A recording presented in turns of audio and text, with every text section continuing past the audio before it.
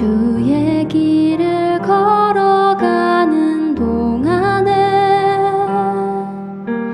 세상에 거두지할 수 없으니 감사하고 낙심하지 말 것은 주께서 참 기쁨이 되심이라.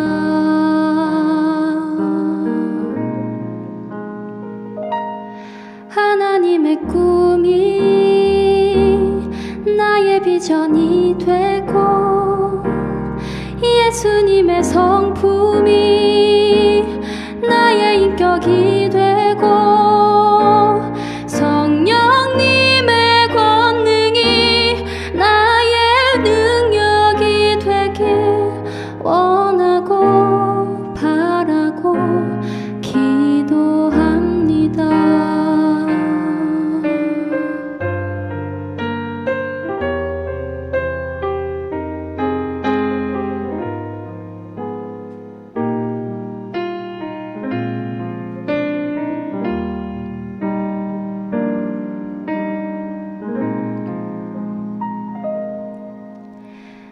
이 세상을 살아가는 동안에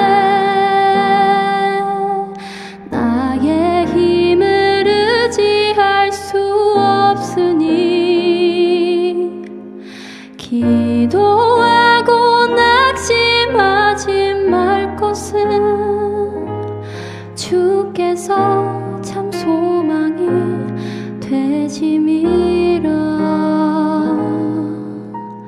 주의 길을 걸어가는 동안에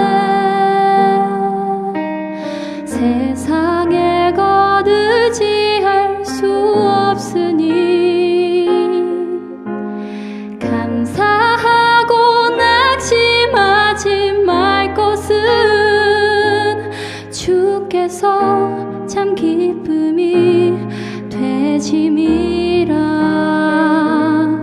하나님의 꿈이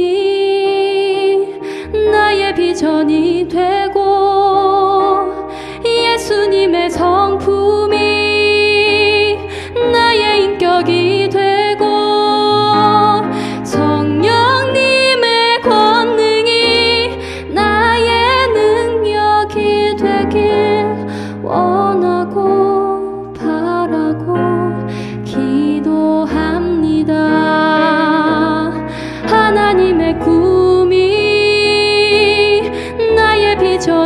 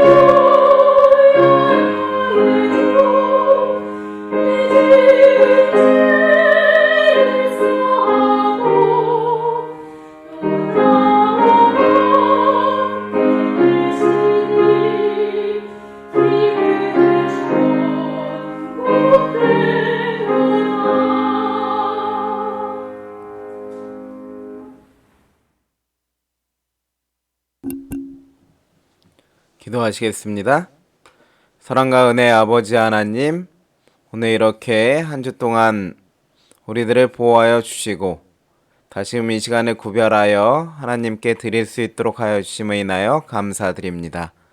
엿새 동안 쌓인 우리의 피로를 하나님 이 시간 풀어주시고 하나님께서 우리에게 주시는 평강으로 말미암아 우리가 쉼을 얻고 또 힘을 얻는 시간 될 수 있도록 주여 역사하여 주시옵소서.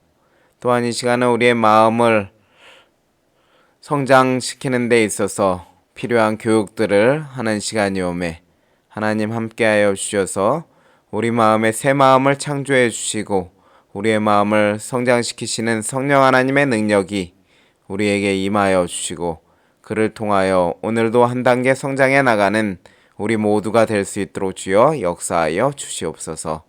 이 모든 시간 하나님께서 함께하여 주시고 방송을 통하여 이 시간 함께하시는 모든 분들에게 하나님께서 은혜 베풀어 주시기를 우리를 사랑하시는 예수님의 이름으로 간절히 기도드리옵나이다. 오늘 마음성장교실은 26번째 시간인데요. 이 26번째 시간은 어쩌면 첫 번째부터 25번째 시간까지의 마음성장교실이 간단하게 정리될 수 있는 그런 부분이라고 할 수 있겠습니다. 그래서 오늘 다루는 내용을 우리가 잘 살피게 되면 그리고 잘 실천하게 되면 앞에서 말씀드린 것들이 자연스럽게 우리의 삶에 실천되는 그러한 일이 일어날 것입니다. 인내에 대해서 원래는 다루기로 했었는데요. 인내에 대해서는 다음 주에 다루기로 하고 오늘은 그 이전까지 했던 내용에 대한 총체적인 정리가 되는 공부를 같이 하도록 하겠습니다. 우리가 1에서 25차시까지 어떠한 내용들을 공부하였는지를 살펴보면 다음과 같습니다. 첫 번째 시간에는 우리가 마음의 구성 요소에 대해서 이렇게 다뤘었고요. 그리고 두 번째는 건강한 생각하기에 대해서 다뤘었고요. 세 번째 시간은 선입관 내려놓기에 대해서 다루었습니다. 그리고 네 번째는 성경 속에서 새로운 생각 연습하기에 대해서 다루었었고요. 다섯 번째 시간에는 성경 속에서 새로운 생각 연습하기를 또 한번 이렇게 다루었습니다. 그래서 첫 번째부터 다섯 번째까지는 마음의 구성 요소와 특별히 생각이 우리의 삶에 큰 영향을 미치기 때문에 생각에 대한 것들을 이렇게 다루었었고요. 이제 여섯 번째는 감정에 대한 것을 다루었습니다. 감정이라는 것이 우리의 겉으로 표현되고 드러나기 때문에 감정을 우리가 가장 쉽게 알아챌 수 있고요. 그렇기 때문에 감정이 어떻게 생겨나는지, 일곱 번째는 감정의 영향력과 감정 조절 도구에 대해서 다루었었고요.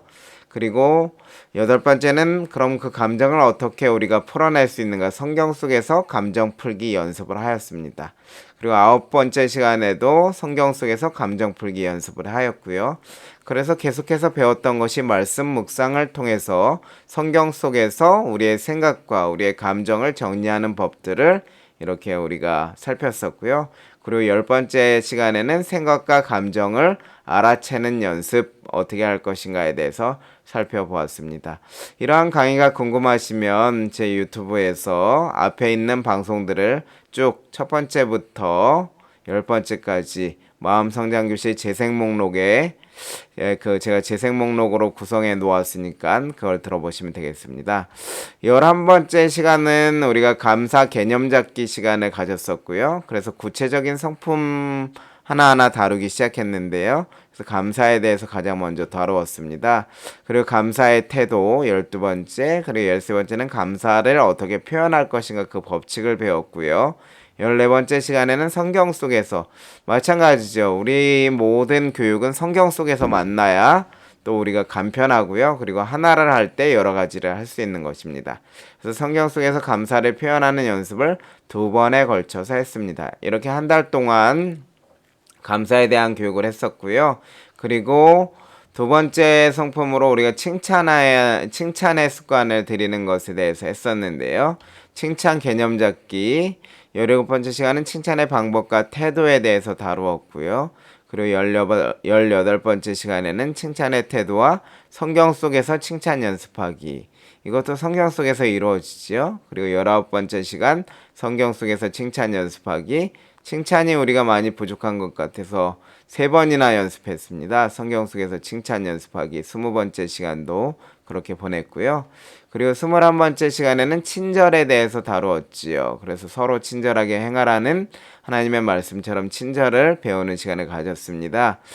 그리고 22번째 시간은 친절의 법칙과 태도, 그리고 23번째는 친절의 태도, 그리고 24번째는 성경 속에서 친절 연습하기 시간을 가졌고요. 25번째는 성경 속에서 친절 연습하기, 마찬가지로 시간을 보냈습니다. 이것을 통해서 우리가 성경 속에서 또 기도를 통해서 어떻게 우리의 성품들을 훈련시키고 자라나갈 수 있는지 연습했고요. 이 25번째까지의 시간의 내용들을 조금 더 우리가 쉽게 실천할 수 있도록 도와주는 것이 바로 오늘 우리가 다루는 26번째 시간이 되겠는데요. 오늘 26번째 시간은 레인보우 테라피라고 해서 한국말로 하면 무지개 요법, 무지개 치료라는 제목을 제가 붙여 보았는데요. 이 제목이 왜 이렇게 나왔는지는 여러분들과 함께 잠시 후에 살피도록 하겠습니다. 그래서 마음의 긍정성을 끌어올리고 우리가 하나님의 성품을 닮은, 예수님의 좋은 성품을 닮은 사람들로 성장하기 위해서 우리에게 친절과 감사와 칭찬 이러한 것들이 필요됐는데요. 그러한 것들을 우리 삶에서 쉽게 적용할 수 있도록 도와주는 것이 이 무지개 요법이라는 것입니다. 그래서 이에 대해서 오늘 구체적으로 살펴보도록 하겠습니다. 그래서 오늘 이 제목을 살핌에 있어서 가장 먼저 우리가 배경 지식으로 가지고 있어야 되는 것은 무엇인가 하면 바로 트라우마라는 것입니다. 트라우마가 무엇인지 여러분 이미 잘 알고 계시죠? 근데 이 트라우마에 대해서 한번 정리해 보면 네이버 지식백과 트라우마 시사 상식사전에는 다음과 같이 트라우마에 대해서 보여주는데요. 강력한 정신적 충격으로 인해 발생하는 정신건강 질환을 트라우마라고 이렇게 합니다. 그래서 외상 후 스트레스 장애라고도 불리우기도 하는데요. 그래서 이 트라우마는 특별히 과거 경험했던 위기나 공포와 비슷한 일이 발생했을 때 당시의 감정을 다시 느끼면서 심리적 불안을 겪는 증상을 말한다. 그래서 우리가 예전에 겪었던, 과거에 겪었던 좋지 않은 경험들과 생각들, 그러한 부분들이 비슷한 상황이 생기면 다시 나타나는 그러한 증상이 나타나는 것을 말하는 것인데요. 조금 더 구체적으로 트라우마는 선명한 시각적 이미지를 동반한 일이 극히 많으며 이러한 이미지가 장기 기억된다는 특징이 있다. 트라우마의 예로는 사고로 인한 외상이나 정신적인 충격 때문에 사고 당시와 비슷한 상황이 되었을 때 불안해지거나 심한 감정적 동요를 겪는 것을 들 수 있다. 그래서 우리가 어렸을 때의 경험들, 그리고 생애 최초의 경험들, 그러한 경험들이 이제 좋지 않은 경험들로 이루어졌을 때 그것이 이제 나중에 비슷한 상황이 되면 우리를 불안하게 하고 심한 감정적 동요를 겪도록 이렇게 하는 것이 이 트라우마라고 하는 것입니다. 그래서 이러한 트라우마는 사람들의 삶에 대단히 부정적인 영향을 미치는데요. 우리 인류 역사 속에서도 대표적인 비극들이 있었지요. 트라우마가 될 만한 비극들이 있었는데 기독교인들에게 있어서는 1260년간 중세 교황권의 박해였습니다. 상당히 많은 사람들이 교황권의 박해로 인해서 죽임을 당하였고 그것은 기독교인들에게 있어서 트라우마가 될 수 있는 요소였습니다. 또 살펴보면 1, 2차 세계대전 여러분 잘 아시죠? 1차 세계대전은 약 938만 명, 엄청나죠? 938만 명의 숫자가 죽었고요. 2차 세계대전은 여러분 인류 최대 많이 죽은 숫자라고 이렇게 이야기하는데요. 8,500만 명의 숫자, 민간인 포함입니다.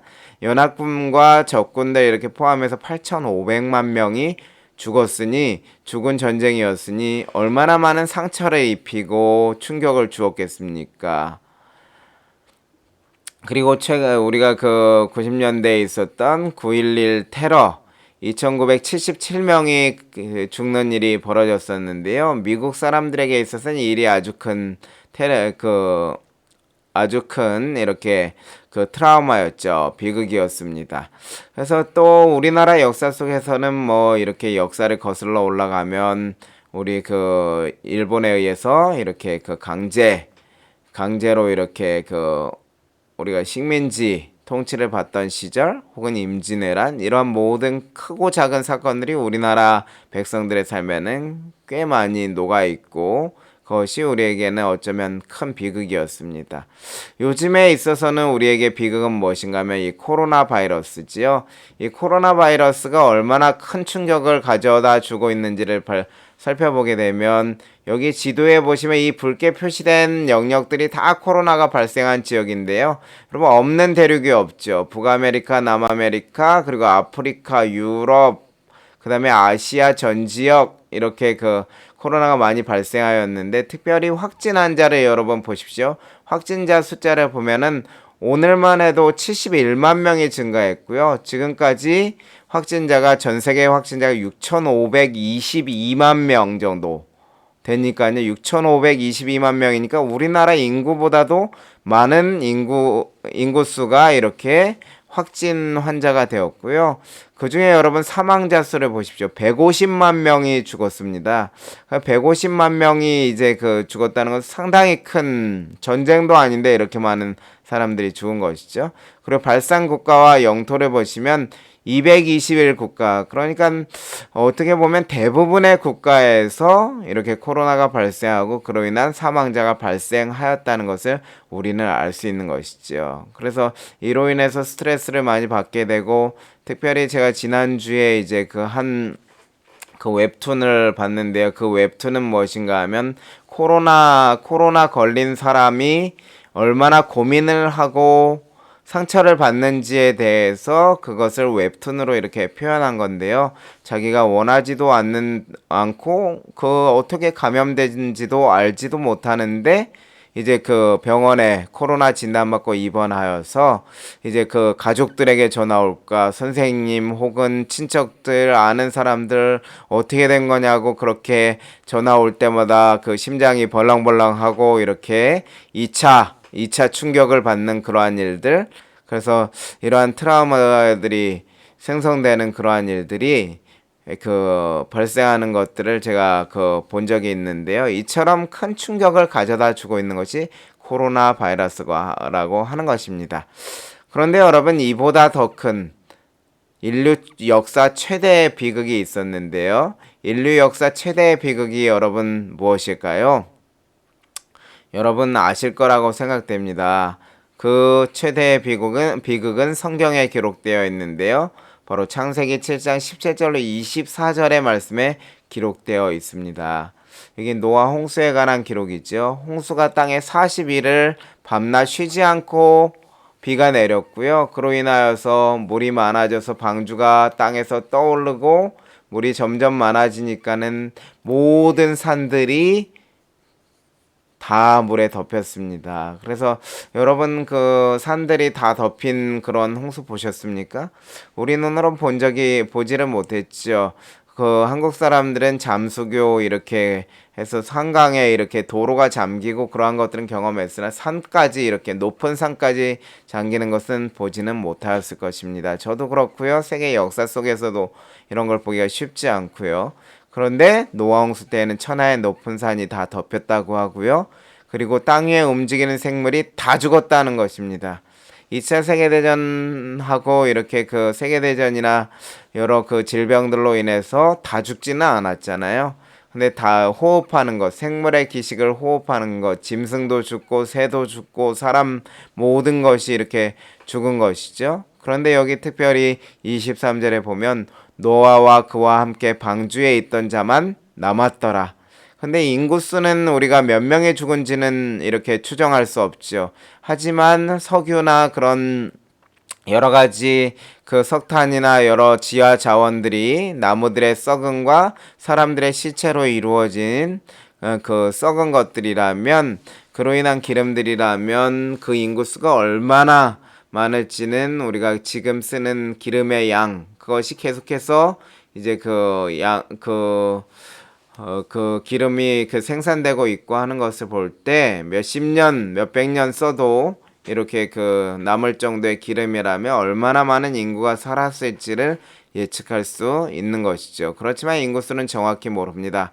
하지만 기록에는 8명만 남았다는 기록은 확실하게 기록되어 있죠. 창세기 7장 13절에 노아와 노아의 아내, 노아의 세 아들과 그리고 세 며느리 이렇게 8명만 남았다는 것은 여러분 그렇게 많은 10억 명이라고 하더라도 10억 명 중에 8명 남았다고 하면 엄청난 것이죠. 그 숫자가 30억, 40억 올라가게 되면 더욱더 큰 비극인 것이죠. 이처럼 인류 역사 최대의 비극은 노아 홍수였습니다. 그런데 이러한 노아 홍수가 벌어졌을 때에 비가 오고 번개가 번쩍이고 천둥 소리가 울리고 홍수로 인하여서 나무와 땅이 휩쓸려가고 노아와 그의 가족들이 그 장면을 다시 볼 때 여러분 어떠한 생각이 들까요? 자신들의 그 주변 사람들 자기가 그렇게 복음을 전하고 방주 안으로 들어오라고 초청했던 사람들이 다 죽어 없어지고 우르릉 쾅쾅쾅 소리가 방주 안에 이렇게 들리고 사람들의 고함 소리, 비명 소리가 살려달라는 비명 소리가 들려오고 홍수로 인하여서 나무와 땅이 휩쓸려가는 그러한 장면들. 그래서 노아와 그의 식구들이 방주 안에서 나와서 하늘에서 비가 오고 조금이라도 땅이 쓸려가는 그러한 장면들을 보게 되면 홍수의 장면이 생각나서 두려웠겠죠. 그때 하나님께서 어떻게 노아의 가족들을 돌보셨습니까? 노아의 가족들을 어떻게 돌보셨죠? 우리는 잘 알고 있죠. 하나님의 돌보심의 표징이 무지개로서 나타났다는 것을 우리는 알 수 있죠. 하나님께서 구름 사이에 비온 다음에 구름 사이에 무지개를 보여주심을 통하여서 내가 홍수로 땅을 멸망시키지 않을 것이라는 그러한 약속의 표징을 보여주셨죠. 그것에 대해서 하나님께서 다음과 같이 기록하셨는데요. 무지개가 하나님의 돌보심의 표징이라는 사실이 부조화 선지자 106쪽에는 다음과 같이 기록되어 있습니다. 구름이 모여들고 비가 내릴 때에 또 다른 홍수가 내리지 않을까 하는 끊임없는 공포에 쌓이지 않도록 홍수가 트라우마가 되지 않도록 이 대홍수가 노아의 가족들에게 트라우마가 되지 않도록 하나님께서 섭리하신 장면이 나오는 것인데요. 주께서 노아의 가족들에게 한 약속을 하심으로 그들에게 용기를 주셨다. 끊임없는 공포에 쌓이지 않도록 트라우마에 걸리지 않도록 하나님께서 어떻게 하셨다고요? 용기를 주셨는데 어떤 용기를 주셨습니까? 내가 너희와 언약을 세우리니 땅을 침몰할 홍수가 다시 있지 아니하리라. 내가 내 무지개를 구름 속에 두었나니 이것이 나의 세상과의 언약의 증거니라. 내가 구름으로 땅을 덮을 때에 무지개가 구름 속에 나타나면 내가 보고 나 하나님과 모든 동생물 사이에 영원한 언약을 기억하리라. 부조화 선지자 106쪽의 말씀이죠. 그래서 하나님께서 어떻게 하셨다고요? 무지개를 통해서 용기를 주시고 끊임없는 공포에 쌓이지 않도록 도와주셨다고 하는 것입니다. 그래서 노아는 무지개를 바라볼 때마다 두려운 마음을 다잡고 하나님의 약속을 붙잡고 그 공포를 이겨낼 수가 있었던 것이지요. 그래서 그것에서 착안하여서 저는 오늘 그 무지개 요법이라는 말이 노아가 그의 가족들이 무지개의 약속을 통해서 그들의 불안한 마음과 공포를 이겨낼 수 있었던 것처럼 감사와 친절과 칭찬 일기를 기록함으로 마음의 긍정성을 끌어올리는 그것을 무지개 요법이라고 이렇게 명명해 보았습니다. 이 감사와 친절과 칭찬 일기를 기록하는 것에 대해서는 여러분들이 방송을 통해서 들으셨다면 이미 제가 다룬 내용이라는 것을 기억하실 것입니다. 그런데 여러분 이 감사, 친절, 칭찬에 대해서 우리가 훈련하고 연습하고 기록하고 실천하는 것은 우리의 마음을 더 긍정적으로 만들고 우리에게서 어두운 마음을 몰아내고 두려움과 공포를 몰아내고 더욱더 성장하도록 돕는다고 하는 것입니다. 그래서 무지개 요법이라는 말을 붙여봤고요. 그것이 진짜 그러한지 한번 살펴보도록 하겠습니다.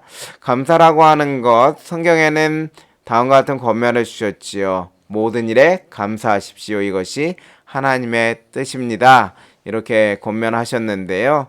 엘렌 G. 화이트 교회 종언을 통해서 하나님께 대한 감사를 나타내는 데 있어서 지성적이고 조직적이고 지속적으로 표현하라고 말씀하시고 이것은 우연히 하거나 충동이나 감정에 지배되어 행하기에는 너무도 신성한 의무이다. 이렇게 말씀하셨죠. 하나님의 뜻이라는 것입니다. 감사를 나타낸다고 하는 것이 우리에게 얼마나 큰 유익이 되는지 하나님의 뜻이라고 명명하면서 이렇게 말하고 있는 것이지요. 그래서 우리가 진짜 감사가 유익이 되는지를 살펴보았었지요. 감사의 효능이란 책에서 감사라고 하는 것은 스트레스를 감소시키고 면역 기능을 활발하게 움직이도록 하고 감정의 회복과 치유를 촉진하고 건강을 유지하게 만들어준다고 했습니다. 그리고 걱정과 두려움을 떨쳐버리게 도와주고 좋은 인간관계를 향상시켜준다고 하는 것이지요. 그리고 업무 능률과 생산성 효과를 가져다 준다고 하는 것입니다. 그래서 여러분 아시겠습니까? 감사 일기를 기록함에 있어서 우리가 감사하게 되면 이러한 긍정적인 영향들이 있다는 것을 확인한다면 감사가 우리의 마음에 더욱더 마음의 건강에 도움을 준다는 사실을 확인할 수 있는 것이죠. 칭찬에 대해서도 살펴보면요. 칭찬은 도가니로 은을 풀무로 금을 칭찬으로 사람을 단련하느니라. 사람을 성장시킨다는 것을 의미하겠죠. 그래서 엘렌 G 화이트는 우리에게 다음과 같은 권면을 주셨는데요. 할 수 있을 때마다 자녀들을 칭찬해 주라 그랬습니다. 그래서 사랑과 애정의 표현으로 항상 마음밭을 기름지게 하여 진리의 씨를 받을 수 있도록 준비시키라. 그래서 칭찬해 준다는 것, 사랑을 전달하고 애정을 표현한다고 하는 것은 진리의 씨, 하나님의 말씀을 받을 수 있도록 준비되는 마음을 가져다 준다고 하는 것입니다.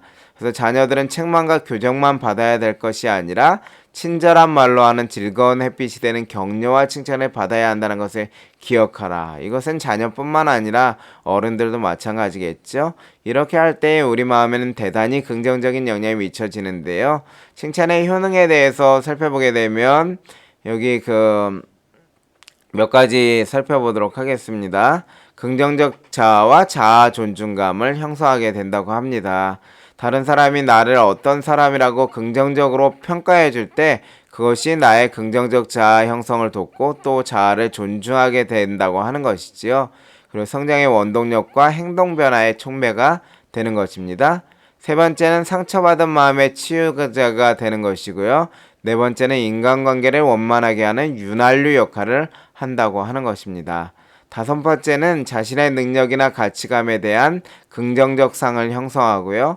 여섯 번째는 희망 증진과 정신적인 안정감, 그리고 일곱 번째는 관계 속의 친밀감을 가져다 준다고 하는 것입니다. 관계의 최단 거리를 만들어 준다고 하는 것이죠. 마음이 멀어진 사람이 옆에 있다면 칭찬을 통해서 가까움을 만들 수 있는 것이죠. 이처럼 칭찬이 얼마나 우리의 마음 상태에 변화를 가져오는지 아시겠죠? 그럼 세 번째 마지막으로 친절에 대해서 살펴보면요. 친절은 디모데전서 6장 18절로 19절에 보면 선한 일을 행하고 선한 사업에 부하고 나눠주기를 좋아하며 동정하는 자가 되게 하라. 이것이 장래에 자기를 위하여 좋은 터를 쌓아 참된 생명을 취하는 것이니라. 그래서 이 친절이라고 하는 것이 우리 삶에 실천될 때에 다시 말하면 이웃사랑이 우리에게 실천될 때에 그 실천은 우리로 하여금 참된 생명을 취할 수 있도록 도와준다고 하는 것이지요. 영원한 생명을 취하는 데 있어서 즉 하나님을 사랑하는 사람이 이웃을 사랑하게 되고 이웃을 사랑하고 하나님을 사랑하는 그 선한 형상을 가진 사람이 하나님의 나라에 합당하게 되는 것이지요. 그래서 치료봉사 257페이지에 보면 친절을 베푸는 사람과 받는 사람에게 다 같이 유익을 준다고 이렇게 말하고 있고요. 특별히 이중의 축복이 된다는 것입니다. 옳은 일을 하고 있다는 생각은 병든 몸과 마음을 치료해주고 또 만족감으로 말미암아 마음이 즐겁고 기뻐질 때 즐겁고 고무적인 힘이 온몸에 새 생명을 가져다 준다. 우리의 직접적인 육체에도 직접적인 영향을 미친다고 하는 사실을 말해주고 있죠. 그래서 친절의 유익을 간단하게 정리해보면 이렇습니다. 행복 수준이 증가하고 다른 사람에게 잘 받아들여진다는 것이고요. 두 번째는 우리의 도움 행동은 친절 제공자의 유능성을 확인하고 돕는 사람도 유능해진다는 유능성이 확인되는 것이고요. 자존감을 증진시키고 도와주었기 때문에 뿌듯함을 느끼는 것이죠. 이를 통해서 삶의 만족도가 증가되고 도움 행동은 친절의 수혜자뿐 아니라 친절 제공자의 긍정 정서를 유발하고 부정 정서를 억제하는 역할을 할 것이며 이를 통해 삶의 만족도가 증가하게 될 것입니다. 그리고 타인으로부터 사회적 지지를 이끌어내고 이를 통해서 삶의 만족도가 증진되고요. 인간관계에서 긍정적인 결과를 폭포수처럼 쏟아지게 만드는 원동력이 된다고 하는 것입니다. 칭찬뿐만 아니라 친절도 인간관계에 도움이 된다고 하네요. 6번째, 규칙적으로 친절한 행위를 하는 것은 사람들을 장기간 행복하게 해준다. 그래서 오랫동안 행복하기를 원한다면 규칙적인 친절을 하면 좋다고 하는 것입니다. 그래서 여러분, 이처럼 우리가 지금까지 친절과 칭찬과 감사가 어떻게 우리 삶에 유익이 되는지를 이렇게 살펴보았는데요. 그래서 그것을 기록하게 되고 기록함으로 실천하게 되면 우리 삶이 무지개처럼 아름답게 빛나고 변화된다고 하는 것입니다. 그래서 무지개 요법을 실천하는 것이 우리에게 중요한데요. 그래서 감사와 친절과 칭찬의 일기를 이 그림에 나오는 양식처럼 양식을 만들어서 꾸준히 계속해서 실천하면 우리 삶이 더욱더 긍정적으로 변화된다고 하는 것입니다. 그래서 감사하는 데 있어서는 특별히 이 위의 영역들이 감사에 관한 영역들을 기록하는 영역인데 제가 만든 것인데 여러분도 나름대로 이렇게 표를 만들어 보시면 되겠습니다. 여기 하나님과 그리고 타인, 그리고 우리 공동체에 대한 감사를 적어 보는 것이고요. 여기가 하나님께 대하여 그리고 그 타인에 대하여 그리고 우리 공동체에 대하여 이렇게 적어볼 수 있겠고요. 그리고 두 번째는 이제 친절의 영역을 기록하는 데 있어서 친절은 두 가지로 이렇게 해본 것입니다. 친절은 나에 대해서 그리고 타인과 공동체에 대해서 이렇게 기록하는 것이고요. 그리고 칭찬에 있어서도 나에 대한 칭찬, 너에 대한 칭찬, 우리에 대한 칭찬. 그래서 나에 대해서 칭찬한다고 하니까 좀 이상하지요. 그 부분이 궁금하시면 제가 칭찬에 대해서 강의했던 내용들을 들어보시면 그에 대한 말을 이해할 수 있으실 것입니다. 그럼 어떻게 기록할 것인가? 그 부분이 이제 오늘의 포인트가 되겠는데요. 그럼 어떻게 기록할지를 감사부터 시작해서 한번 살펴보도록 하겠습니다. 감사일기 기록 요령을 이렇게 설명드리도록 하겠습니다. 첫 번째는 내용, 표현을 기록해야 되고 표현하였는지 안 했는지를 이렇게 여부를 확인할 수 있어야 하겠습니다. 그래서 내가 무엇이 감사한지 그리고 그 감사한 내용을 어떻게 표현할지에 대한 기록을 하고 그 기록한 내용을 표현을 했으면 O, 안 했으면 X를 체크하는 것입니다. 그리고 감사를 표현함에 있어서는 특별히 법칙에 따라 이렇게 표현하는 것인데요. 감사를 표현하는 법칙은 내가 무엇 할 때 무엇 해주셔서 무엇 했어요? 감사합니다. 그래서 특별히 내가 어려웠던 상황, 그리고 나에게 도움을 주었던 도움, 그리고 그로 인해서 내가 느꼈던 느낌과 이제 유익, 그것을 표현하고 마지막에 감사합니다. 표현하는 것이죠. 그리고 그것을 법칙에 따라 기록하고 라고 했죠. 그래서 내가 감사한 내용을 이 법칙, 내가 뭐뭐 할 때 뭐뭐 해주셔서 뭐뭐 했어요. 감사합니다. 법칙에 따라 기록하고 그것을 실제적으로 표현하는 것, 그것이 감사일기 기록 요령이 되겠습니다. 그럼 제가 예를 들어 드리겠는데요. 제가 어제 감사한 내용을 예를 들어 드리겠습니다. 그래서 제가 그 내용을 이렇게 기록해 보았습니다. 사실 더 길게 기록할 수도 있는데 지면이 부족해서 이렇게 줄여 보았습니다. 어제 제가 자동차를 몰고 나갔다가 들어왔는데 저녁에 자동차 방향 지시등을 켰었는데 방향 지시등이 시동을 꺼도 꺼지지 않고 계속 켜져 있는 상태인 것입니다. 그래서 작동이 마비되어서 이제 그 네이버를 이렇게 찾아봤는데요. 네이버를 찾아보니까는 이 센서가 있는 부분에 통째로 갈지 않으면 안 되는데 그 센서가 전국에 재고가 없다는 것이에요. 그래서 하나님께 제가 방법이 없어서 차에 내렸다가 이거 방전되면 어떻게 하지 고민하다가 차에 다시 탔습니다. 그리고 하나님께 간절히 기도했어요. 어떻게 기도했냐면 하나님 전국에 재고도 없다고 하고 내일 아침 차 배터리 방전되면 큰일 납니다. 아침에 차량을 꼭 사용해야 하는데 도와주세요. 이렇게 기도를 했거든요. 이런 식으로 기도를 했거든요. 그런데 그때 마음에 드는 생각이 의심하지 말고 기도해야지 하는 생각을 하면서 기도를 드렸어요. 정말 진실되게 기도를 하고 이제 기도하고 버튼을 누르는데 정상 작동이 돼서 얼마나 희열이 느껴졌는지 제가 집에 올라와서 아내와 자녀들에게 아주 대박 사건이라고 이야기하면서 제가 이제 기도응답 받거든 사건을 이렇게 소개했던 것이 바로 어제 저녁이었어요. 그래서 마음에 목사로서 진작 기도 먼저 할 걸 내가 할 일 다 해놓고 이거 하게 해달라고 이렇게 하는 그런 후회도 있었지만은 제가 이렇게 저도 연약한 사람인데요.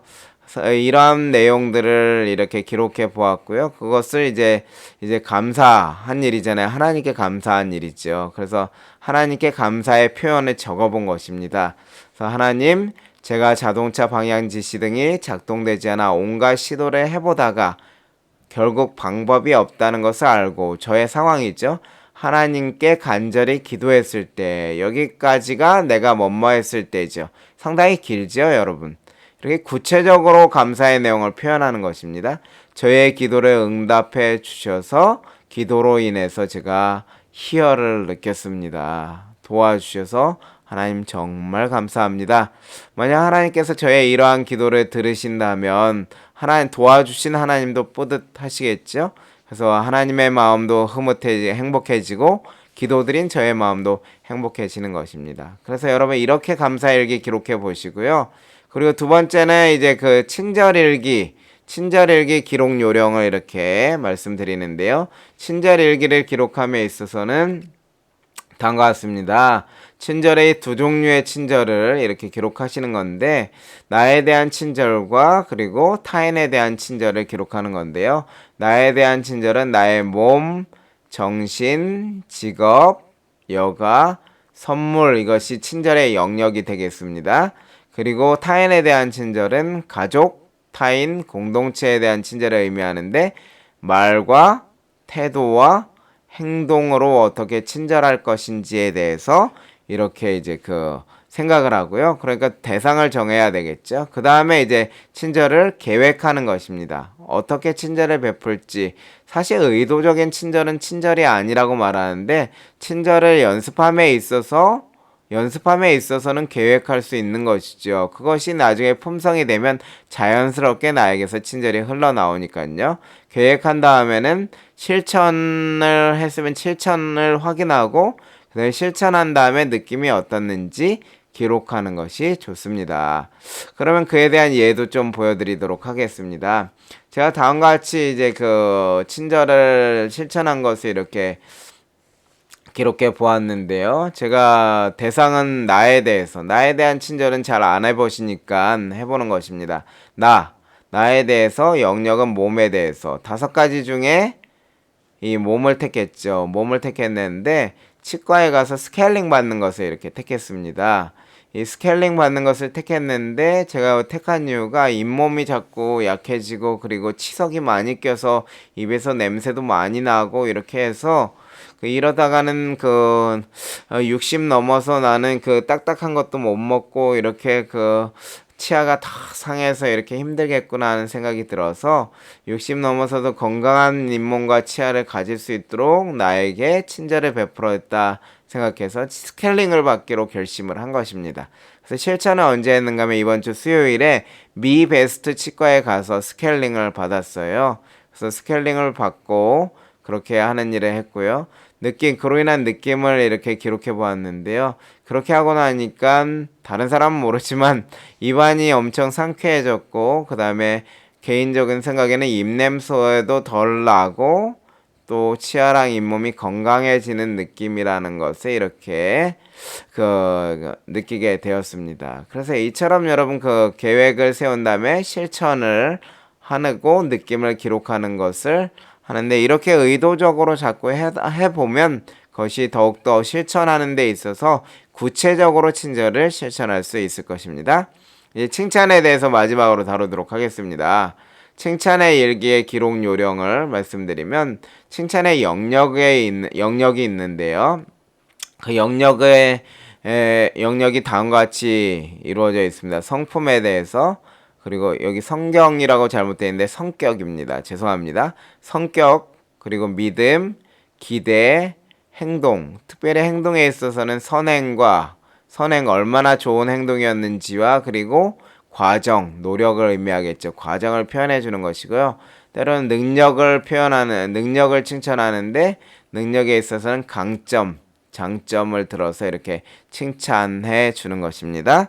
그리고 하나님의 관점에서 칭찬하기라는 것이 제가 기록하는 칭찬일기의 기록 유형인데요. 하나님께서 나의 성품과 나의 성격과 나의 믿음과 나의 행동, 나의 능력을 어떻게 보시는가, 그리고 나에게 어떤 기대를 가지시는가, 그런 부분들을 이렇게 칭찬을 통해서 나타나는 것입니다. 하나님의 관점에서 표현하는 것입니다.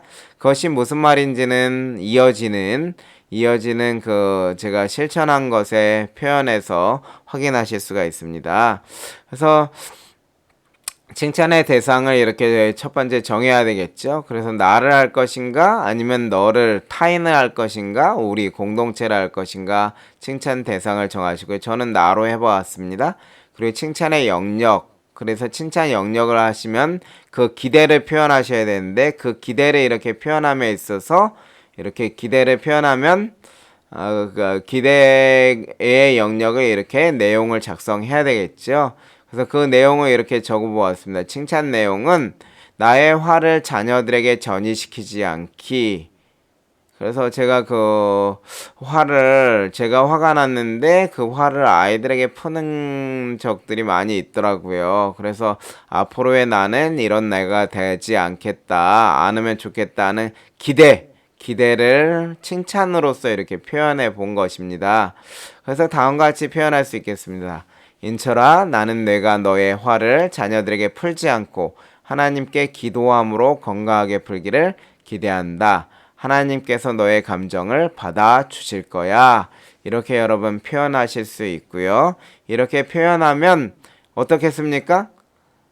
내 스스로는 할 수 없지만은 하나님께서 나의 기도를 들어주시고 건강하게 나의 감정을 받아주심으로 건강하게 풀릴 수 있다는 그러한 마음이 마음에 생겨나면 긍정적인 나로 성장하게 되는 것이죠. 그래서 이처럼 칭찬의 내용도 여러분들이 일기로서 이렇게 기록하는 것입니다. 그래서 칭찬의 무지개 요법을 이제 우리에게 적용해야 하는데요.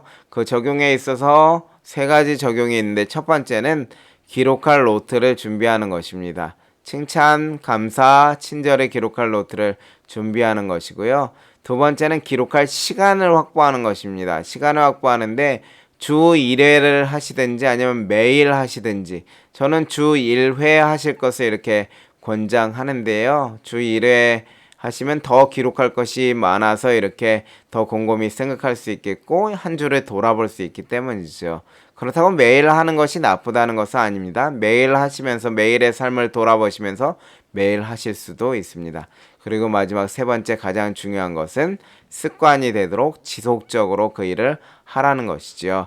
이렇게 무지개 요법을 여러분들의 삶에 적용하게 되면 여러분들의 마음이 더욱 긍정적으로 되고 성장하게 될 것이고요.